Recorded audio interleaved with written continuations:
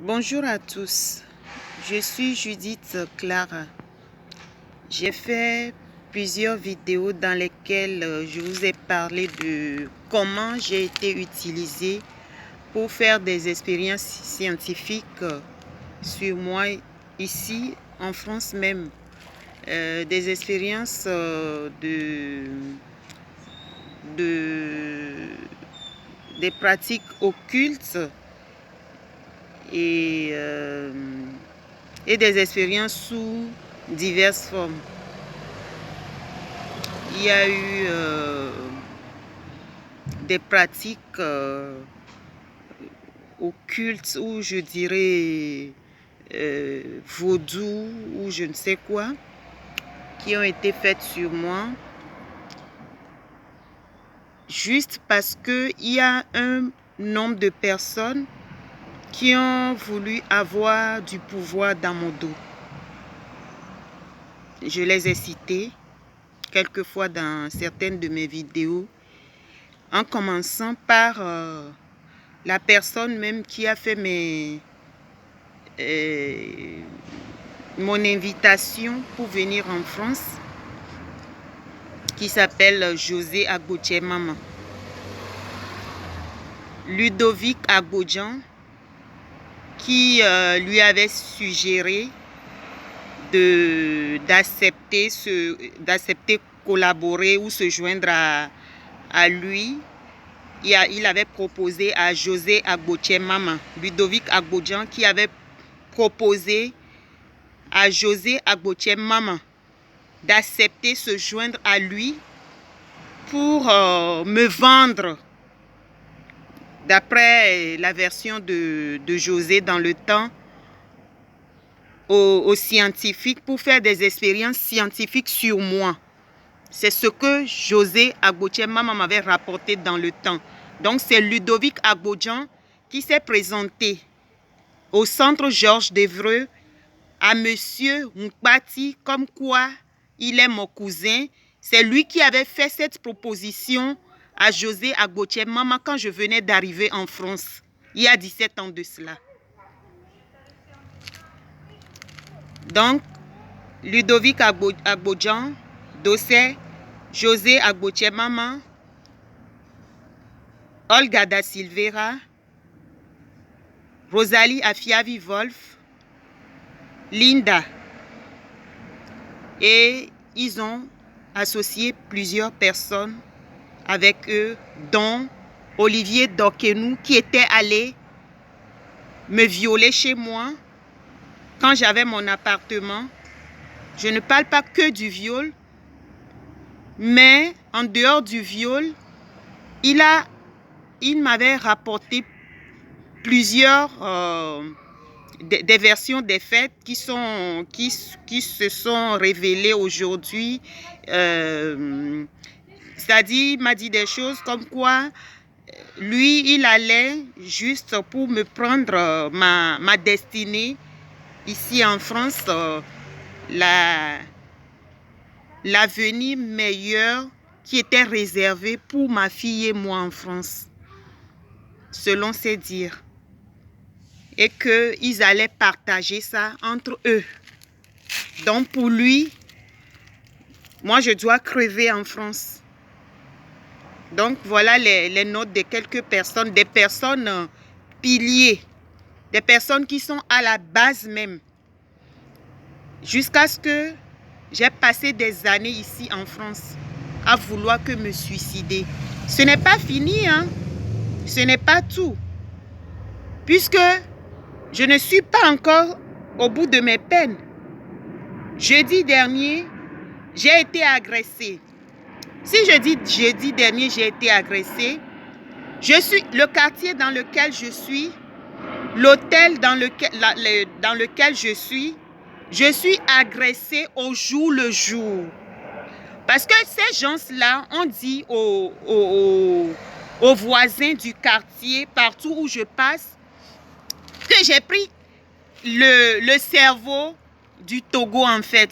C'est-à-dire qu'ils ont mis dans la tête des gens que moi je possède quelque chose en moi, que je possède Ludovic Arbodian, dans un premier temps, lui, il avait dit à M. Mpati au centre Georges Devreux, là où le tribunal pour enfants m'avait envoyé, il s'est permis d'aller là-bas et il a dit au monsieur, comme quoi le monsieur qui était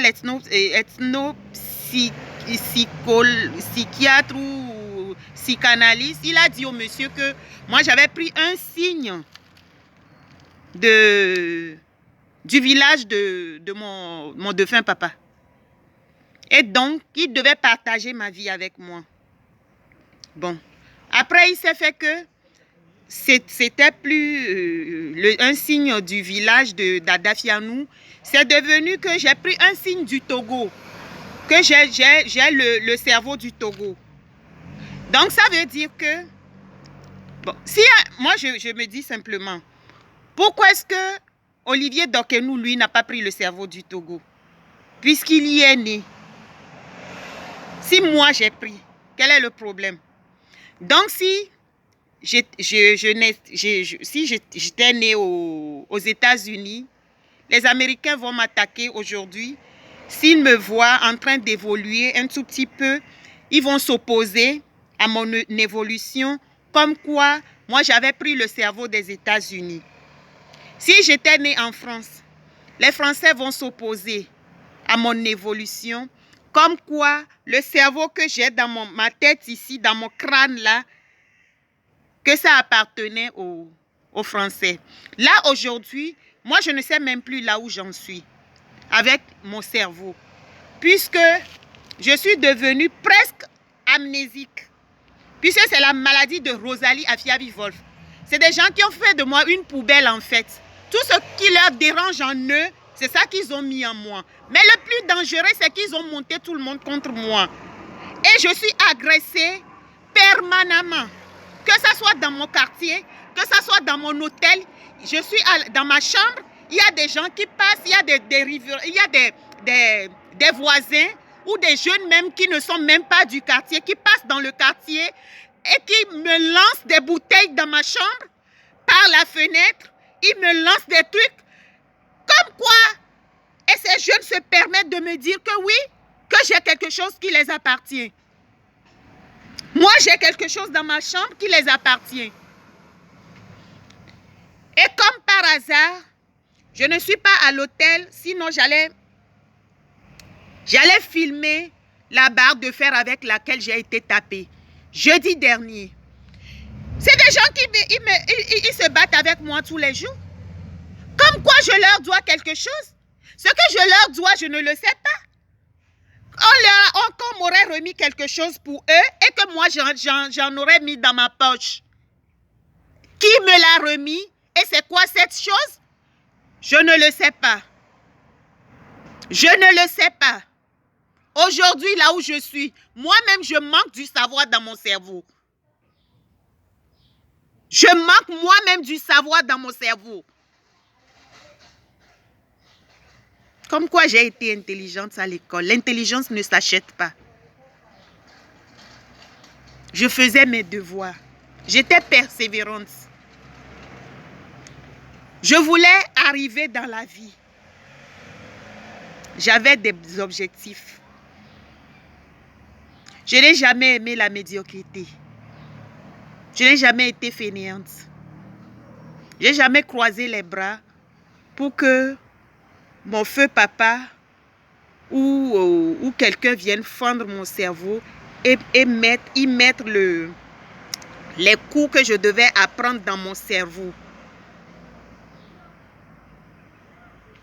Voilà la vraie version. Et c'est ça qui est la vérité. Pour connaître, il faut apprendre. Moi, j'apprenais, je faisais mes devoirs. Et c'est ça qui faisait dire à tout le monde que j'étais intelligente. Pour être intelligente, il fallait que je fasse mes devoirs, il fallait que j'apprenne mes cours. Donc, j'apprenais mes cours. Et c'est ça aujourd'hui qui me porte préjudice. Parce qu'il fallait que je sois fainéant comme eux. Il fallait que je sois fainéant comme ces gens-là. Il fallait que j'ai la même destinée que ces gens-là. pour que je respire dans ma vie. C'est ça ce qui se passe aujourd'hui. Donc aujourd'hui, là où je suis, là où je dors, là où j'ai ma chambre d'hôtel, je vis au jour le jour des agressions physiques. Et la police même, la police française ne réagit pas par rapport à ça. Parce qu'on leur aurait dit, Olivier Dokenou, Agbodjan Dosevi Ludovic et autres Togolais ont dit à ces gens que moi je porte un signe qui appartiendrait à la République togolaise ou à la République française. Donc du coup, je n'ai pas la paix. Je n'ai plus la paix. Les policiers les laissent faire ces gens. Alors que si moi, j'agressais ces gens-là, si moi, je me munissais d'un couteau, ils vont dire que c'est une arme blanche, ils disent que c'est une arme blanche, et que je me défendais comme je pouvais, ils allaient dire que c'est parce que je suis une malade mentale. Mais quand ces jeunes se permettent de me donner des coups de barre de fer sur la hanche, c'est normal. C'est normal. Je ne me victimise pas, hein? Mais c'est une réalité que je vis. C'est ma réalité, ce sont mes réalités. Je ne me victimise pas sur les réseaux sociaux, non. Je parle de ma vie. Madame. Je parle de ma vie. Madame, taisez-vous s'il vous plaît. Je parle de ma vie. Taisez s'il vous plaît. Monsieur, vous ne me donnez pas des ordres. Excusez-moi une seconde, les chers internautes. Monsieur, vous ne me donnez pas des ordres. Vous n'allez pas me dire... Dites-moi de baisser le son, le ton. Ne me dites pas de me taire. Excusez-moi, monsieur, je ne m'adresse pas à vous. Taisez-vous vous-même. Taisez-vous vous-même, monsieur. Je ne parle pas à vous. Monsieur, taisez-vous, monsieur, je ne parle pas à vous. Taisez-vous. Foutez-moi la paix. Je vais baisser le ton. C'est ce qu'il faut me dire. Il ne faut pas me dire de me taire, ok? Donc, c'est ça ma vie en France. C'est ce que je vis aujourd'hui en France. Je suis rentrée en France avec un visa. Je ne suis pas rentrée en France clandestinement.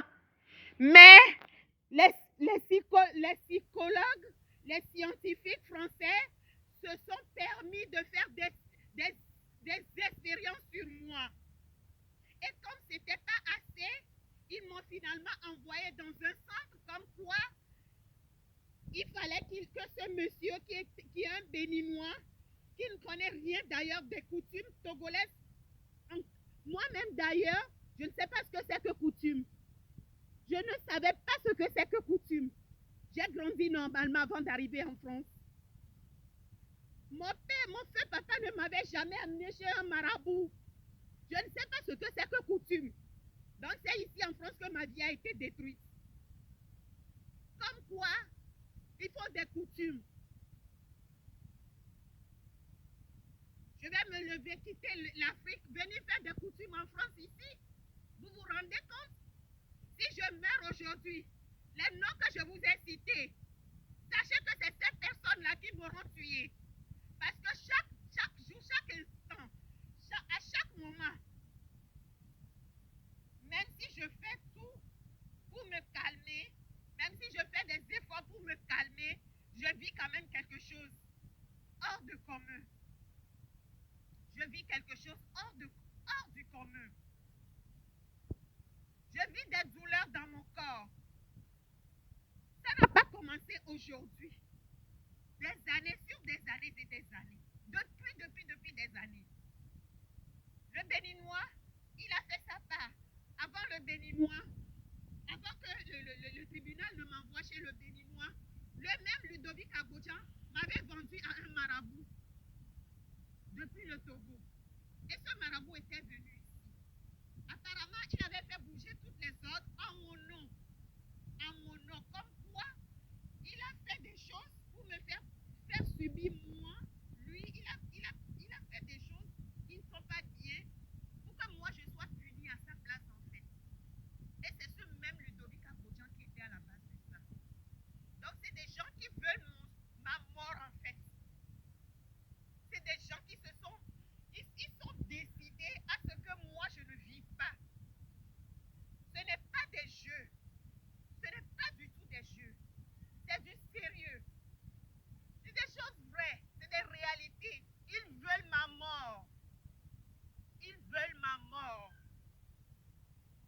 de vrai.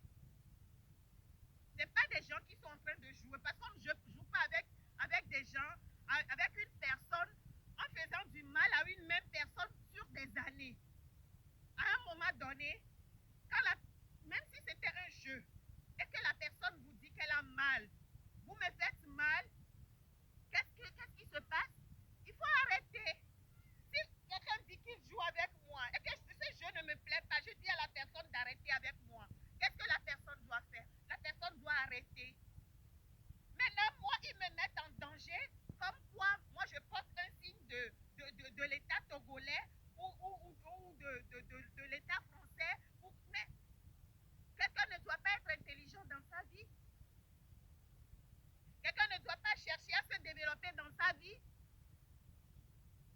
Quelqu'un ne doit pas chercher à évoluer dans sa vie. Aujourd'hui, ils ont monopolisé ma liberté. Je n'ai plus de liberté. J'ai pris mon autonomie très tôt. À 14 ans déjà, je ne voulais plus que ma maman s'occupe de moi. Aujourd'hui, me voici, je me retrouve dans une situation je ne sais même pas comment l'expliquer. C'est ce que je vis en France aujourd'hui. C'est ce que je vis en France aujourd'hui. Pour dire que j'ai finalement une chambre d'hôtel. Je me suis battue comme tous les immigrés qui viennent en France ici. Après, ils cherchent, après avoir eu les papiers, ils vont chercher à avoir du travail. Je me suis levée à 3h30 du matin pour aller travailler en France ici. Qu'est-ce que je n'ai pas fait pour réussir en France? Je me suis levée à 3h30, 3h30. Je dormais à peine 4h la nuit. Je réveillais ma fille à 4h du matin. Le temps de la prêter, de faire son truc, son repas et tout. On prenait le premier métro. Pour combien d'heures de travail? J'allais faire le ménage juste pour 2h30 de temps, juste pour 3h des fois. Je me levais tôt pour aller travailler. Et Olga da Silveira est allée me dire que pour avoir l'appartement dans lequel j'ai été expulsée, lequel j'ai été expulsée. Et Olga da Silveira est allée me narrer que c'est Ludovic Agboudjan qui était à la base de ça. Il ne voulait pas que j'ai d'appartement en France ici. Et il est allé voir M. Oupati. Et c'est de mon cerveau qui se sont servis. C'est de mon propre cerveau qui se sont servis. M. Oupati là m'a utilisé contre moi-même, le béninois. Comme quoi c'était pour me faire du bien. Eh bien, avant d'arriver en France ici, les gens m'ont fait du bien. Et ça n'a pas mal tourné. Puisque je ne suis pas une personne mal intentionnée. Quand une personne se décide à me faire du bien, la personne doit réussir. Ça doit réussir. D'abord, dans un premier temps, moi-même, je dois collaborer. Je dois savoir ce que c'est. On doit m'expliquer. Savoir, c'est-à-dire juste m'expliquer pour que j'adhère. Quand j'adhère, quand je vais adhérer, quand je vais comprendre que c'est pour mon bien, ça va marcher. Mais ce qu'on dit, que quelqu'un dit qu'il me fait du bien, non seulement sans mon consentement, sans m'en parler, c'est un mauvais sort que le monsieur m'a lancé au centre Georges Debreu. C'est un mauvais sort que monsieur Oupati m'a lancé au centre Georges Debreu. Et j'en subis les conséquences jusqu'à présent. Chers internautes, si je meurs aujourd'hui en France, n'allez pas chercher loin. C'est les Togolais, c'est les Africains qui ont été les premiers. C'est eux qui m'ont vendu aux Français. Et les Français ont fait de moi ce qu'ils veulent. J'ai été battu. J'ai été tapé avec un barre de fer. J'ai reçu le coup sur la hanche. Donc ce jeune pouvait me taper sur la tête avec cette barre de fer. Si un jour je suis retrouvée, on me retrouve morte dans la rue, ou je ne sais quoi, assassinée ou quoi, sachez que, ou je vous explique que ça aurait été par en complicité de ces mêmes Togolais de ces Africains qui m'en veulent pour je ne sais quoi. Au revoir, à très bientôt.